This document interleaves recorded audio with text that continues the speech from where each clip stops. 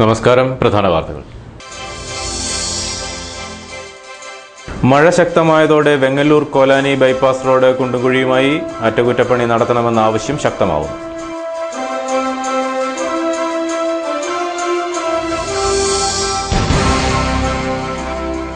രാത്രികാലങ്ങളിൽ ഇരുമ്പുകടകളിൽ നിന്ന് കമ്പി മോഷ്ടിച്ച് വിൽക്കുന്ന സംഘം അറസ്റ്റിൽ.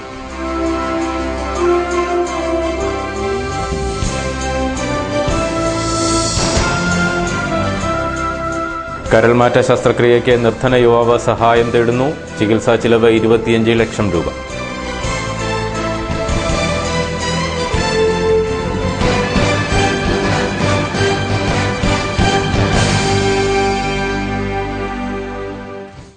വിശദമായ വാർത്തകളിലേക്ക്. സമീപകാലത്ത് ഉദ്ഘാടനം നടന്ന വെങ്ങല്ലൂർ കോലാനി ബൈപ്പാസ് ടാറിംഗ് തകർന്ന് യാത്ര ദുഷ്കരമാവുകയാണ്.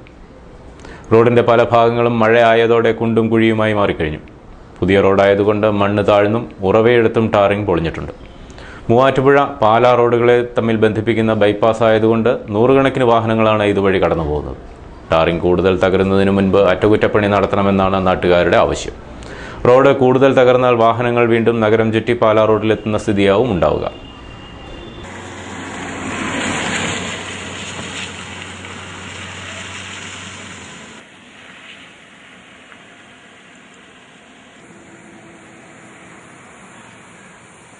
രാത്രികാലങ്ങളിൽ ഇരുമ്പുകടകളിൽ നിന്ന് കമ്പി മോഷ്ടിച്ചു വിൽക്കുന്ന ലോറി ഉടമ ഉൾപ്പെട്ട സംഘം അറസ്റ്റിൽ.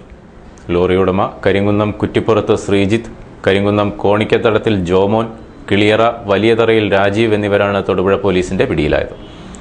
നാഷണൽ പെർമിറ്റ് ലോറിയുമായി ജീവനക്കാരെന്ന വ്യാജേന രാത്രികാലങ്ങളിൽ കമ്പി മോഷ്ടിക്കുന്നതാണ് ഇവരുടെ രീതി.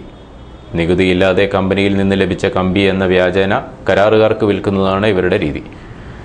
തൃശൂർ ഭാഗങ്ങളിൽ നിന്നാണ് ഇവർ കൂടുതൽ മോഷണം നടത്തിയിട്ടുള്ളത്.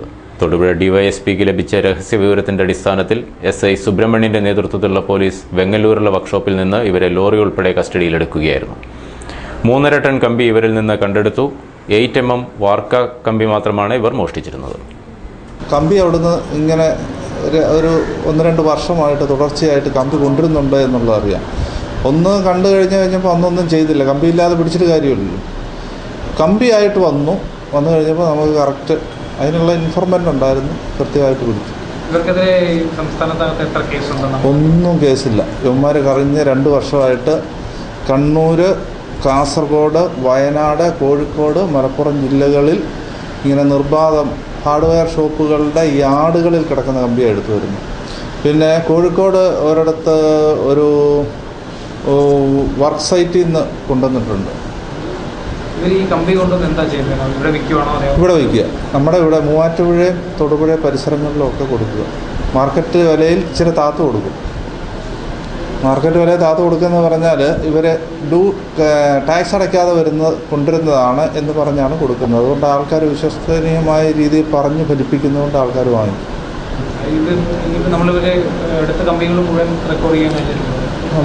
നമ്മൾ ഇന്നലെ എടുത്ത ഒറ്റ കേസിൻ്റെ കമ്പി മാത്രമേ റിക്കവർ ചെയ്തിട്ടുള്ളൂ. ബാക്കിയുള്ള കേസുകൾ 28ഓളം കേസുകളുണ്ട്. ഈ പിന്നെ കോഴിക്കോട്, മലപ്പുറം, കണ്ണൂർ, കാസർഗോഡ്, വയനാട് ജില്ലയിലും ഉണ്ട് ഒരു കേസ്, അമ്പലവയൽ പോലീസ് സ്റ്റേഷൻ. അതാത് ആൾക്കാർ വന്നേച്ച് ഇവിടുന്ന് റിക്കവറി നടത്തിക്കോളും. നമ്മളിപ്പം ഈ കേസിന് കൂത്തുപറമ്പ് പോലീസ് സ്റ്റേഷനിൽ കൂത്തുപറമ്പ് പോലീസ് സ്റ്റേഷനിലെ മമ്പ്രം എന്ന് പറയുന്ന എടുത്തതാണ് ഈ കമ്പി 3.5 ടണ്ണ്. ആ 3.5 ടൺ മുഴുവൻ റിക്കവർ ചെയ്തു. ഇവർ 5 പേര് കൂടി ഒരു ഓപ്പറേഷൻ, 5 പേരും കൂടെ ഇവിടുന്ന് അങ്ങ് പോകും. ചിലപ്പോൾ അവർ എറണാകുളത്തുനിന്ന് ലോഡ് എടുത്ത് പോകും. അല്ല ഇവിടുന്ന് എവിടെയെങ്കിലും റബ്ബറോ അങ്ങനെയുള്ള ചെറിയ ഐറ്റംസ് കേരളത്തിൽ മാത്രം ഓടുന്ന ഇത്. ഇവർക്ക് കേരള പെർമിറ്റേ ഉള്ളൂ. വണ്ടിയിൽ നാഷണൽ പെർമിറ്റ് എന്നൊക്കെ എഴുതി വെച്ചാലും ലോറിക്ക് കേരള പെർമിറ്റേ ഉള്ളൂ. 94 മോഡൽ ഒരു പഴയ വണ്ടിയാണ്. 5 വർഷമായിട്ട് ഇവൻ്റെ കസ്റ്റഡിയിലാണെന്ന് ഇവൻ പറയുന്നു. പക്ഷേ കഴിഞ്ഞ 2 വർഷമായിട്ടുള്ള ഓപ്പറേഷൻ ഇതാണ്. ലോഡുമായിട്ട് അങ്ങോട്ട് പോകും. ഈ 5 പേരെന്ന് പറഞ്ഞാൽ യാർഡിലോട്ട് കയറ്റിയിട്ട് 1 മണിക്കൂറോ 1.5 മണിക്കൂർ കൊണ്ട് പെട്ടെന്ന് ചാടി കയറ്റണം. നഗരസഭ 7-ാം വാർഡിലെ പട്ടാണിക്കുന്നിൽ തെങ്ങ് കടപുഴകി വീണ വീട് ഭാഗികമായി തകർന്നു. കൊമ്പനാപറമ്പ് ഹസന്റെ വീടിന് മുകളിലേക്കാണ് തെങ്ങ് മറിഞ്ഞു വീണത്. ഈ സമയം വൃദ്ധ ഉൾപ്പെടെ 5 പേരാണ് വീട്ടിലുണ്ടായിരുന്നത്. ആർക്കും പരിക്കില്ല. ഒരു ബാങ്കിന്റെ കൈവശമിരിക്കുന്ന സ്ഥലത്ത് നിന്നിരുന്ന തെങ്ങാണ് മറിഞ്ഞു വീണത്. സമീപനാളിൽ ഇതേ പുരയിടത്തിൽ നിന്നിരുന്ന മറ്റൊരു മരം സമീപവാസിയുടെ വീടിന് മുകളിൽ ഒടിഞ്ഞു വീണിരുന്നു. അപകടാവസ്ഥയിലുള്ള മരങ്ങൾ മുറിച്ചു മാറ്റണമെന്നാണ് ഇവരുടെ ആവശ്യം.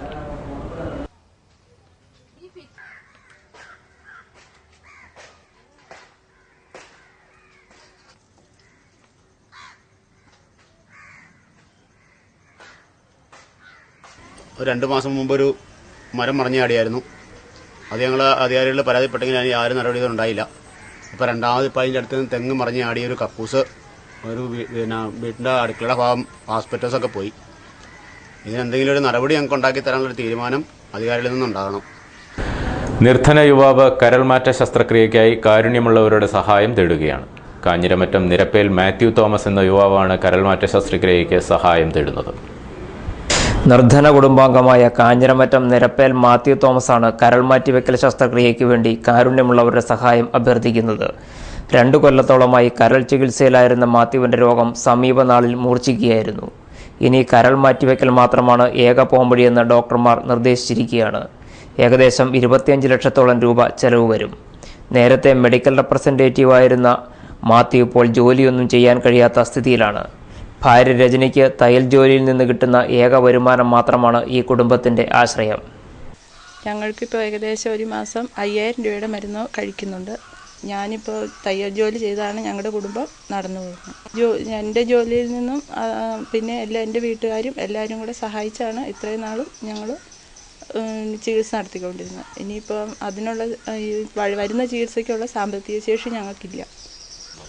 ഞങ്ങളുടെ റെസിഡൻറ്റ് അസോസിയേഷൻകാർ അതിനായിട്ട് സജീവമായിട്ട് രംഗത്തിറങ്ങിയിട്ടുണ്ട്. അവരിപ്പോൾ ഞങ്ങൾക്ക് എല്ലാ പിന്തുണയും നൽകിയിട്ടുണ്ട്. മാത്യുവിൻ്റെ ചികിത്സയ്ക്ക് ഇപ്പോൾ തന്നെ പ്രതിമാസം 10,000 രൂപയിലേറെ ചെലവ് വരും. വൃദ്ധ മാതാപിതാക്കളും 2 മക്കളും അടങ്ങിയ കുടുംബമാണ് ഇവരുടേത്. സ്വന്തമായി വീട് പോലുമില്ലാത്ത ഇവർ വാടക വീട്ടിലാണ് താമസം. സാന്ത്വനം റെസിഡൻസ് അസോസിയേഷൻ്റെയും വാർഡ് കൗൺസിലറുടെയും നേതൃത്വത്തിൽ ചികിത്സാ സഹായനിധി രൂപീകരിക്കാൻ നടപടി സ്വീകരിച്ചു കഴിഞ്ഞു. State bank of India Thodupuzha ശാഖയിൽ രജനി മാത്യുവിൻ്റെ പേരിൽ അക്കൗണ്ട് ആരംഭിച്ചിട്ടുണ്ട്. ചികിത്സാ ചെലവ് താങ്ങാനാകാതെ കഷ്ടപ്പെടുന്ന ഇവരെ സഹായിക്കണമെന്ന് റെസിഡൻസ് അസോസിയേഷൻ രക്ഷാധികാരി K Vijayan, ward councillor Sijimon എന്നിവർ അഭ്യർത്ഥിച്ചു.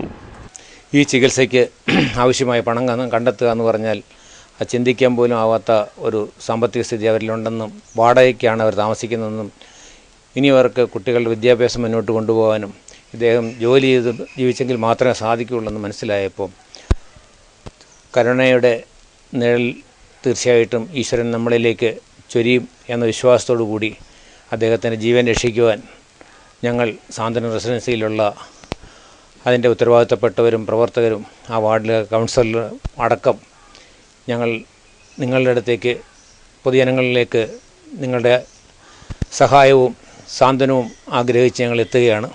ഇദ്ദേഹത്തിൻ്റെ ജീവൻ രക്ഷിക്കുവാൻ ഇതിനർഹമായ പിന്തുണ തന്ന് ഈ സാന്ത്വനം പരിപാടി വിജയിപ്പിക്കണം. അദ്ദേഹത്തിൻ്റെ ജീവൻ രക്ഷിക്കുവാൻ ഞങ്ങളോടൊപ്പം സഹകരിക്കണം. ഏകദേശം ഈ ലിവർ മാറ്റിവെക്കുന്നതിന് ഒരു 25 ലക്ഷത്തോളം രൂപ ഇപ്പോൾ ആവശ്യമാണ്. ഈ ഒരു തുക അദ്ദേഹത്തിൻ്റെ കുടുംബാംഗങ്ങൾക്ക് കണ്ടെത്തുവാൻ സാധിക്കാത്ത ഒരു സാമ്പത്തിക സ്ഥിതിയിലാണ് ഇപ്പോൾ അദ്ദേഹവും അദ്ദേഹത്തിൻ്റെ കുടുംബാംഗങ്ങളും. അതുകൊണ്ട് അദ്ദേഹത്തിൻ്റെ ജീവൻ രക്ഷിക്കുന്നതിന് വേണ്ടി എല്ലാ സുമനസ്സുകളുടെയും സഹായഹസ്തങ്ങൾ ഞങ്ങൾ ഈ അവസരത്തിൽ അഭ്യർത്ഥിക്കുകയാണ്. അദ്ദേഹത്തിൻ്റെ ചികിത്സാ സഹായത്തിന് വേണ്ടി ഒരു സഹായനിധി ഞങ്ങൾ തൊടുപുഴ SBI ബാങ്കിൽ ഒരു അക്കൗണ്ട് ഓപ്പൺ ചെയ്തിട്ടുണ്ട്. അതിൻ്റെ അക്കൗണ്ട് നമ്പർ 33-057-60-64-65 നിയന്ത്രണം വിട്ട കാർ തലകീഴായി വീട്ടുമുറ്റത്തേക്ക് മറിഞ്ഞു. മ്രാല പുളിഞ്ചോടിലാണ് ചൊവ്വാഴ്ച രാവിലെ അപകടമുണ്ടായത്. സമീപത്തുള്ള എഞ്ചിനീയറിംഗ് കോളേജിലെ വിദ്യാർത്ഥികൾ ഓടിച്ചിരുന്ന മാരുതി ഓൾട്ടോ കാർ നിയന്ത്രണം വിട്ട മരത്തിലിടിച്ച് വീട്ടുമുറ്റത്തേക്ക് തലകീഴായി മറിയുകയായിരുന്നു. സംഭവത്തിൽ ആർക്കും കാര്യമായ പരിക്കില്ല.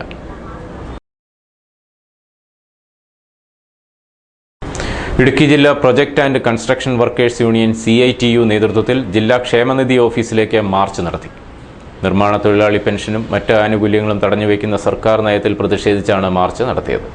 TR സോമൻ, മറ്റ് നേതാക്കൾ തുടങ്ങിയവർ പ്രസംഗിച്ചു.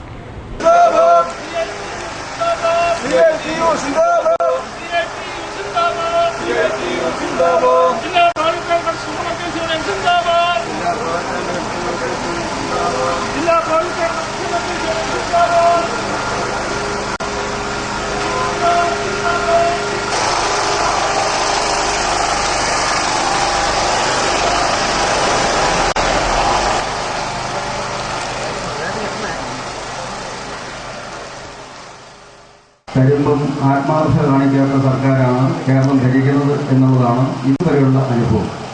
നിർമ്മാണ തൊഴിലാളികളുടെ കാര്യം വ്യത്യസ്ത.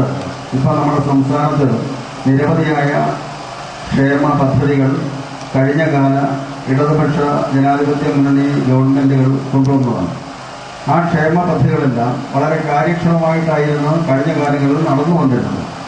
തൊഴിലാളികൾക്ക് സമയത്ത് ആനുകൂല്യങ്ങൾ ലഭിക്കുന്നതിനുള്ള സാഹചര്യമുണ്ടായിരുന്നു.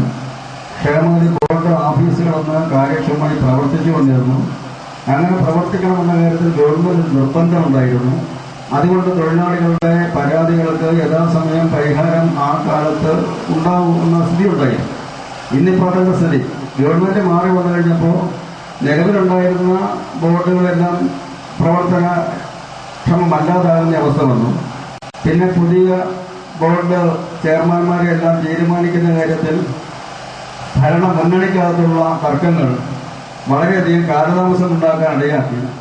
തീരുമാനിച്ചവർക്ക് തന്നെ ജില്ലാ ഹോമിയോ ആശുപത്രിയുടെയും യൂത്ത് ഫ്രണ്ട് വെള്ളിയാമറ്റം മണ്ഡലം കമ്മിറ്റിയുടെയും ആഭിമുഖ്യത്തിൽ ജൂൺ 19-ന് ഡെങ്കിപ്പനി പരിശോധനയും സൗജന്യ പ്രതിരോധ മരുന്ന് വിതരണവും നടത്തും. പന്നിമറ്റം പഞ്ചായത്ത് കമ്മ്യൂണിറ്റി ഹാളിലാണ് പരിപാടി. പ്രധാന വാർത്തകൾ ഒരിക്കൽ കൂടി. മഴ ശക്തമായതോടെ വെങ്ങല്ലൂർ കോലാനി ബൈപ്പാസ് റോഡ് കുണ്ടുകുഴിയുമായി അറ്റകുറ്റപ്പണി നടത്തണമെന്ന ആവശ്യം ശക്തമാവും.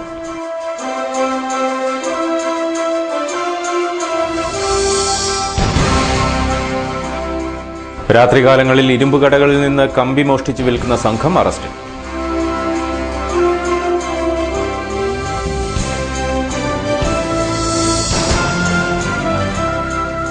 കരൾമാറ്റ ശസ്ത്രക്രിയയ്ക്ക് നിർധന യുവാവ് സഹായം തേടുന്നു. ചികിത്സാ ചിലവ് 25 ലക്ഷം രൂപ.